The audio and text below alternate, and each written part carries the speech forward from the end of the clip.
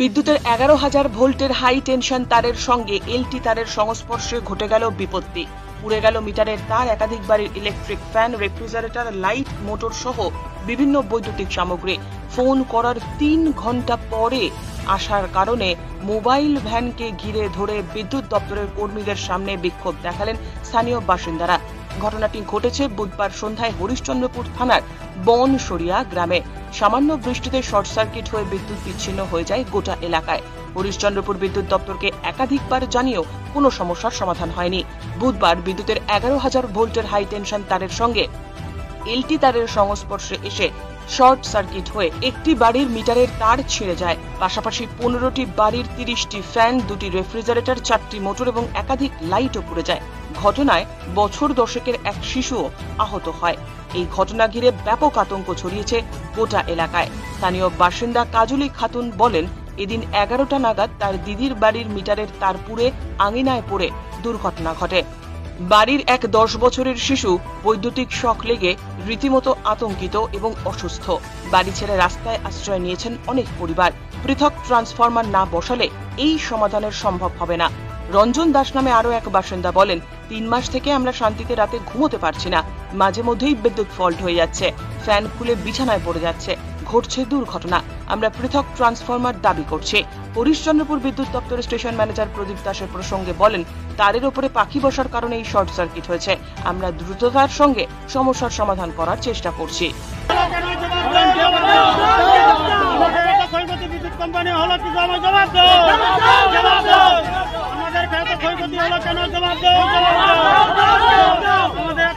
দেখাচ্ছি দাদা, আমরা বাড়িতে সুখ মতন থাকতে পারছি না। আমরা পাঙ্খা চালু করলে আমাদের পাঙ্খা পুরে মানুষের গায়ে পড়ে যাচ্ছে।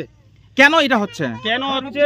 আমাদের বিদ্যুৎ দেওয়া আছে কিনা ইলেকট্রিক, আমাদের ইলেকট্রিকের জন্য আমাদের বাড়িতে 15টা বাড়ি আমরা ঘুম আমাদের 1.5 মাস থেকে 6 মাস থেকে আমাদের ঘুম হারিয়ে গেছে। আমরা বিদ্যুৎ কোম্পানিতে কল করছি, 3 ঘন্টা এটা ইলেকট্রিক তার ছিঁড়ে গেছে। ইলেকট্রিক তারটা অবধি ঠিক করার জন্য 3 ঘন্টা বাদ আসলো। আমাদের পুরো বাচ্চাতে গেলে যতগুলো আছে মায়া মানুষ থেকে গেলে সবাই আমরা রাস্তার পাশে, আমরা রাস্তায় ঘুমিয়ে আছি। কোনো বিদ্যুৎ কোম্পানি আমাদের কথা কানে নিচ্ছে না। কোনো এখানে আমাদের মেম্বার নাই ওই রকম যে আমাদের কানে নিচ্ছে। আমরা দূরের মেম্বার আছে, মেম্বারকে বলতে যাচ্ছি আজকে হবে কালকে হবে, হ্যাঁ ঠিক আছে হয়ে যাবে। আজকে কি হলো? আজকের ঘটনা হলো যে আমরা একটু মোটামুটি মিনিমাম 11:30-11টার মধ্যে ফট করে 2বার আওয়াজ উঠলো। আওয়াজ উঠার পরে আমরা বাড়ি ছেড়ে আমরা রাস্তায় চলে আসলাম। রাস্তায় আসার পরে দেখছি কি যে একজনের বাড়িতে আমাদের, ওর নাম হলো কাজলি দিদি, হ্যাঁ, ওর বাড়িতে তার ছিঁড়ে পড়ে আছে। ওর বাচ্চা ছিল ঘুমায়, ওর বাচ্চা যখন ঘুমাইছিল তখন তার ছিঁড়া পড়ে গেছে। ও বাচ্চাকে যান বাঁচাতে যাবে না, নিজের যান বাঁচাবে। ও কোনো হোশ রাখেনি, বলতে রাখেনি। যান ঝুঁকি করে কোনে নিজের বাচ্চাকে তুলে নিয়ে আসে রাস্তার পাশে। হ্যাঁ, ছেলেকে এমন ভাবে চোট লেগেছে, ছেলের মুখ থেকে 2-3 ঘন্টা ধরে কথা নাই মুখ থেকে। বলছি এই কারেন্টের কারণে আপনার কি কি ক্ষতি হলো? আপনাদের? আমাদের ক্ষতি হলো মিনিমাম 30 থেকে 40টা পাংখা পুড়ে গেছে, 5টা মোটর পুড়ে গেছে, ফ্রিজ পুড়ে গেছে 2টা। হ্যাঁ, মানুষ বোল্টল ইলেকট্রিক বোল্টল সবকিছু ইলেকট্রিক তারে আমাদের আগুন ধরে নিচ্ছে বাড়িতে। প্রায় কত লক্ষ টাকা ক্ষয়ক্ষতি হবে সবার মিলিয়ে? মিনিমাম ধরে রাখো যে মিনিমাম মোটামুটি ধরে না 1 লক্ষ রকম ক্ষতি হয়ে গেছে 6 মাস থেকে। ইলেকট্রিক দপ্তরে গাড়ি এসেছে? গাড়ি এসেছে, আমরা গাড়িকে যেতে দিইনি। আমরা এটুক করে রেখেছিলাম যে বড় স্যার আসবে, আমাদের কন্ডিশনটা দেখবে, তারপরে আমরা ইলেকট্রিক গাড়ির লাইনটাকে আমরা ছড়বো। হ্যাঁ, তো তার মধ্যে ইলেকট্রিক বালারা নিজের মনে পোলের কাছে চলে গেছে। পোলের কাছে আমরা বললাম যে বড় স্যার না আসলে আমাদের লাইন ট্রান্সফরমার ভিড়ানো হলে আমরা বিদ্যুৎ ঠিক করবো না। আমাদেরকে বড় স্যার আসে কথা দোক যে না, আমরা ইলেকট্রিক, আমরা আপনাদের পার্সোনাল এতটি বাড়ি আছে, এতটি ক্ষয়ক্ষতি হয়েছে, আমরা পার্সোনাল একটা ট্রান্সফরমার দিব, আপনার সুখে সংসার করবেন, আপনারা ভালো করে ঘুমাতে পারবেন রাত্রেবেলায়। আমার নাম হলো রঞ্জন দাস, বাড়ি হলো বনসরিয়া লারিয়া। হলো আজকে বেলা 11টার দিকে একটা তার ছিঁড়ে গেছে। তারটা ছিঁড়ার আগে আমার দিদির বাড়িতে তারটা পড়ে গেছে। তারটা পড়ার মধ্যে আমার দিদির ছেলে ছিল, মেয়ে ছিল, আমার দিদি ছিল, সবাই ঘুমিয়েছিল। তখন রান্না বান্না কিছু হয়নি, ঘুমিয়েছিল তখন। তারপরে কি হলো, যখন কারেন্ট হয়ে গেছে তারপরে বাচ্চা কাচ্চাকে নিয়ে বাইরে চলে এসেছে। যখন আসতে পারেনি, একটা বাচ্চার 3 ঘন্টা হয়ে গেল, এখনো মুখ থেকে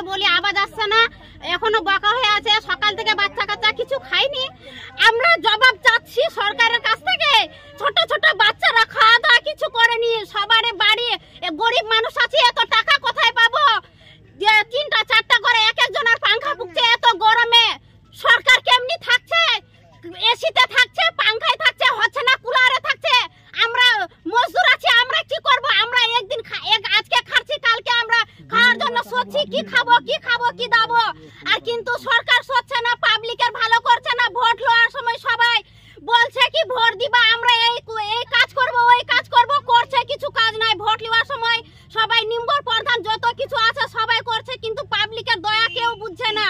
এখানে 15টা বাড়ি আছে, মানে 40টা পাংখা আর 2টা ফ্রিজ, 5টা থেকে 6টা মোটর সব কিছু চলে গেছে। আমরা সরকারের কাছ থেকে দাবি চাচ্ছি, ক্ষতিপূরণ চাচ্ছি। আমরা আমাদের বাড়ির পাশে মিসের পোল দিয়ে দাও আর ট্রান্সমিটার দিয়ে দাও, আমরা কিছু চাচ্ছি না। আমরা শুধু দয়া করে এইটাই চাচ্ছি আপনাদের কাছ থেকে, আপনারা যেটা পারবেন যত তাড়াতাড়ি হয় তত তাড়াতাড়ি একটু করে দিলে ভালো হবে। কেন এত গরমে থাকা যাচ্ছে না, সড়কের মধ্যে মশারি টাঙে তারপরে থাকছি আমরা।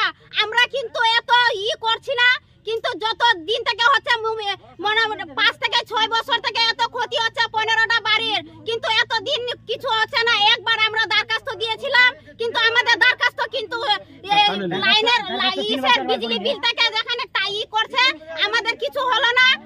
নাম্বার প্রধান বলা হচ্ছে, ওরা কিছু করছে না। আমরা পাবলিকে আমরা কি করব, আমাদের হাতে কি আছে? যারা ভোট নেওয়ার সময় করছে ওদের তো কিছু দায়িত্ব নাই, তো আমাদের পাবলিক আমরা কি করব, ভুকিয়ে থাকবো? এত গরমে বিজলি থাকছে না তো কি করব আমরা? আপনার নাম? আমার নাম কাজলি খাতুন, বাড়ি ভবানীপুর। আমরা ওরা কথা বলতে পারবো না, আমরা সাহেব আমাদের সাহেব আছে, সাহেবের সঙ্গে আলোচনা করবে। আপনি আসলেন, কি দেখলেন, কোন জায়গায় ফলটা দেখলেন? আমরা যেখানে ফল আছে সেখানে গেছিলাম, তখন আপাতত কোনো কিছু দেখতে পাচ্ছি না। ওখানে 11,000 তার যে আছে আর এলটি লাইনে যে তার আছে, সে তারের ওখানে যে এরা বসে লেগে গেছিল, আমরা বলিনি। হ্যাঁ, তারপরে আমরা দেখতে পাইনি এখন অব্দি। আমরা এখন যাচ্ছি, তো এখন আপনারা কি সমাধান করবেন? যা করবো আমাদের সাহেব করবে।